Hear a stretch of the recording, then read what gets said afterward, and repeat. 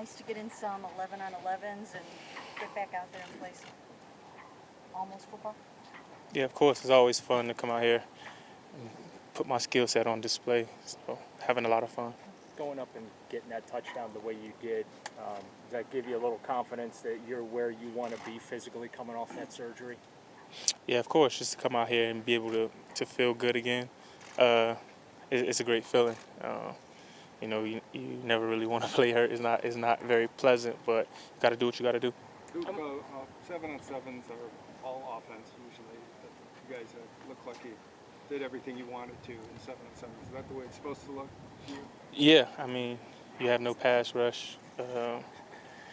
It's really like pitch and catch out there. I mean, obviously the DBs make plays sometimes, but it's not a level playing field for them when we're doing 7-on-7. So it should look like that every time. Amari, what were your thoughts on Deshaun saying last week that he would love for the team to add DeAndre Hopkins? I didn't see that, but who wouldn't? DeAndre has been a very great player in this league. Obviously, they have a lot of chemistry. If I was him, I would want the same thing. But if that took catches away from you, how would you feel about that? You said what? If adding DeAndre Hopkins would diminish your catch total, what would you feel about that? I mean, yeah, you had a great receiver like that. That's probably going to happen because it's only one ball. Everybody got to get their touches. So, I mean, as long as it's helping us win, I wouldn't have a problem with it. Hey, Amari, obviously you guys have banked more reps with Deshaun. What was most noticeable to you in how different he is this time a year ago? He looks in a bit of a better groove. Just, having that long layoff, of course, you're going to lose some form of rhythm, but he looks like he's really getting that back. Back to the wide receivers, Amari, like that room, now you've seen him on the field, just what's your vibe on having Elijah here, Marquise, obviously you, Donovan, David, like just your vibe on that room overall? Yeah, the vibe has been pretty good overall. I mean, even other position groups are seeing it. A lot of plays are being made out there coming from the receiver position, so it looks good so far. Amari, if the Browns do sign DeAndre and you and him are on the field at the same time, that's a pretty darn formidable wide receiving corps to have to go against, isn't it? Yeah, I mean, it's more than one way to skin a cat. I think our skill sets are a little different, but we both get the job done. With DeAndre, he's pretty unstoppable with the way he uses his hands and his body to position himself well to make the catch. So it'll be pretty good. Amari, with the guys that you've added already, the Elijah, Marquise, Cedric, like they all have something that maybe you guys didn't have the exact same thing here last year. Like just having those different kinds of guys with different skills so far, how much of a difference in the offense and in the pass game do you notice? Yeah, I mean, the more the merrier. The more guys that can make plays, the more plays that are going to be made. It's just that simple. So I think that's the philosophy behind it. This time of year, Amari, everything gets overanalyzed, but for you as a player, what do you look for during minicamp to get out of it or to come out of it feeling good going into summer vacation? Just the culture that we're building. How we all interact with each other in the locker room. How the vibe of the practice is going. Are we being disciplined enough to practice the right way? Just the little things right now. From what you can tell right now, are you going to be 100% first contact practice and training camp? God willing. How much did that injury affect you last year? A lot down the stretch. Like I said before, it just wasn't very pleasant to play through it. But it's just a part of the game. But it definitely affected me, yeah. Have you had any issues in the rehab since you had that surgery in February? Little things here and there, but nothing that was not expected. Amari, when Deshaun talked to us last week, he talked about just overall like feeling more comfortable in his second year. I guess do you guys feel that from him as receivers that he's settling in more? Yeah, I mean he made a throw today, and right when he released it, I said great throw. I didn't even know if it was a great throw, but I just felt that it was, and it was right on the money. So it was not to me. No, I wasn't in. But yeah, he's definitely getting more comfortable, like he said, getting his rhythm back, looking like Deshaun. Was that the one to DPJ over the middle that he threaded the needle? Amari, do you see some young guys out there like flocking to you, kind of talking, especially when you were a couple of weeks ago when you were working to the side out there talking to guys? Do you see that maybe increasing?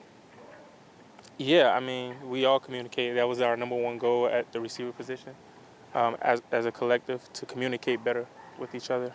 So yeah, they've definitely been asking me questions. Shoot, I ask them questions. I'm coming back off of injury. I often ask them how I'm looking on routes and stuff like that. So just better communication overall. One of the stories last week, Amari, was Marquise and just how fast he really still is. Like, Yeah. what is it, when you see him out there at, 31? I mean, that's pretty impressive, isn't it?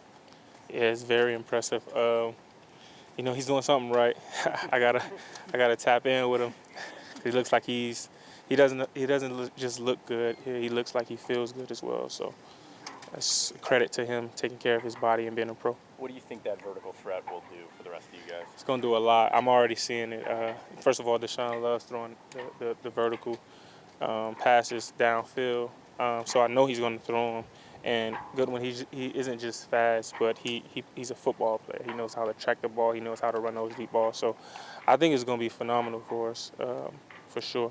I know you guys are going to be throwing the ball more with Watson the full season, but how many actual new plays are there? Do you see a lot of new plays that you're running? Yeah, of course. You gotta be able to come up with new plays and new concepts. You know, it's a copycat league. I mean, you know, stuff that was working in the league 10 years ago, you know, teams catch on really fast, so you always have to be able to adapt. So, of course, we've been adding new plays. How about Elijah? What's he bringing to the table? What does he add to the core? Yeah, he's adding a lot. He's another threat, another guy who can get open, create space, and make it easy for Deshaun. So that's what I'm saying. Like, we got a lot of threats in the receiver room now. So we'll see. What brought you here? Team, great deal of talent here. Felt like have a lot of guys that can contribute to bringing a winning culture. Of course, Jim Schwartz as well, being with him in Philly, understanding like the defense and knowing what type of man he is and coach. That also helped, and Andrew Berry as well. So excited to be here, man. So, like I said, it's a great deal of talent. Brings the best out of you each and every day. So looking forward to continue to build with these guys and hopefully be able to have a successful season this year. So when you were with Jim, obviously, you know, winning that Super Bowl there, I mean, just tell us a little bit about what makes him so good, what it was that kind of drew you back to him. Really his passion, his energy each and every day, holding everybody accountable, demands the most out of you. He holds everybody to a very high standard, and that's what you need in this business to win. And so I think he's already established that here, and you could tell he's a culture shifter. And so I feel like, you know, that's what's needed. Like I said, he's going to demand excellence, and just an amazing guy. What was it about that group in Philly? I mean, you guys kind of broke that string. Yeah. You know, won that Super Bowl kind of out of nowhere. Like, what was it about that group and Jim and just what you guys were able to do? Yeah, honestly. Do you see some of that here? Yeah, it's really the culture. We really made it our own there. The players, one, you know, it's obviously established by the coach, but it's another thing when the players actually take ownership in it, and you can see that starting to form here. You signed a little late after that first wave of free agency. So what was that like for you, that waiting period where maybe you didn't know what was going to happen? Yeah, it's a lot different than what I've experienced a lot earlier in my career. But at the end of the day, I think being with my family, knowing, you know, what I was able to do last year, what I was able to put on tape, that, you know, God had a plan. And I think, you know, he brought me here for a reason. It's a great alignment, like I said, and Jim, Andrew Berry, and the guys who are in this locker room. So I'm happy to be here and excited to, man, really just get out there and win some games this year. You guys are out there, and the offense, defense getting a little chippy at the end. What does that do for you? I know it's early on, but does that help get you guys like fired up and ready? Yeah, it's just a competitive edge, and that's what you want to see from guys. You know, it means something to them. And, you know, over the course of these OTAs, we've been, you know, a little reserved. So guys are just looking forward to actually getting out there, competing versus one another, making each other better. You know, iron sharpens iron. So it's good, competitive fun. I love some good trash talking. So you saw a little bit of that today. Hey, Rodney, the personal protector on the team is often like the smartest player on the team. Mm-hmm. Is that something you view yourself as? Yeah, I feel like, I'm definitely one of the smartest guys. I feel like I got a real good sense of the game, high football IQ. And I think you need somebody not only at PP but as a safety as well who understands the defense, is a good communicator, and can get guys lined up. You've said culture a lot here in this Yeah. interview. How does that get built? Really from the players, leaders on the team. And like I said, the best teams that I've been around, the most successful teams, you can see that the players really hold the team values close to their heart. They hold everybody accountable. They set the standard each and every day, and they lead by example. So with you, Amon, and Grant, a lot of times you guys will probably use three safeties. What does that do for this defense? You guys, that could be a pretty good set, it looks like. Yeah, I'm excited. I think we're all playmakers in our own way, and then Jim's going to find the best way to utilize all of us in our strengths, and that's what I'm most excited about. It's a real good room, from the corners to the safeties, linebackers, and of course the D-line. So I think we're going to make a lot of plays this year. Right now, it's just about building the chemistry, understanding the defense, and then letting it all hang out when it's time to go out there and play. Is there something about Jim Schwartz that makes him a good communicator, a good teacher, that maybe guys pick up on things a little quicker under him? Yeah, Jim's he probably is the smartest in the building, to be honest, outside of myself. But no, he knows so much, and I think what I love most about Jim is he's a genuine guy. He really cares about each player.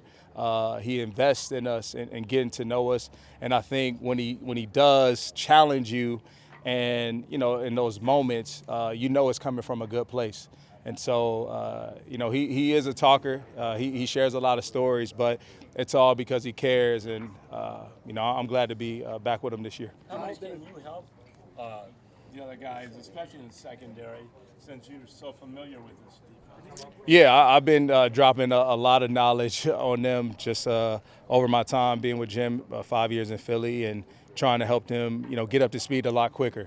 And that's what I can, bring to this team outside of, my abilities on the field and leadership, but it's also the knowledge of the scheme and helping guys out in that way so that, kind of share a lot of insight. Do you think that there's any similarities? I know it's early stuff, but between your early days in Philly compared to you getting here now, seeing the defensive coordinator, seeing kind of young corporate guys that you're working with defensively, do you see any similarities right now, you think? Yeah, like I said, from the cornerback room, I think what helped us win in Philly was we had great cornerback play, and that's obvious here with Denzel Ward, Greg, and also Emerson in the back end. And then you add Delpit and Juan Thorhill, reminds me a lot of my times with myself and Malcolm. So I think the pieces are there. It's just now about execution. Rodney, how common is it to have a defensive coordinator that likes to coach right at the line of scrimmage like that? I mean, have you had other defensive coordinators do that throughout your career? Yeah, I think, it's one in the trenches, man, up front. It's big, and Jim stresses that. We're going to lean on the defensive line. We're going to allow them to attack. They're going to set the tempo for the team, and I think we got the right guys up front to do so. So I'm very excited because that makes our job a lot easier in the back end. They're applying pressure, and we take advantage of it. What's it like for you at this stage in your career, coming in kind of knowing you're being brought in to be obviously a play still, but also be like that leader and be that guy that sets that tone? Yeah. How is that different from kind of early? Yeah, it's a lot different, but I've accepted that and understand that's what's asked of me this year. And so I'm just really looking to be an asset to this team, and however that looks. If it means, coming in, 3 safety packages, X amount of snaps, or if that means eventually, being a starter, I'm ready for it all. Just looking to contribute, and like I said, help this team win. I'm really fiending for a championship, so that's my purpose, and that's what I'm here to do. And was that sort of, Malcolm was kind of that leader for you guys in Philly. Are you sort of, did you learn from him? I learned a lot from Malcolm during my time there, being that close to him in the locker room, standing by his side. And I felt like we were both leaders at the same time, but led in different ways. And so when, he stepped away, I was asked to, be a lot more vocal than maybe I had in the past and really accept that challenge. So, somebody that I give a lot of credit for some of my leadership qualities. But, yeah, looking to do the same here.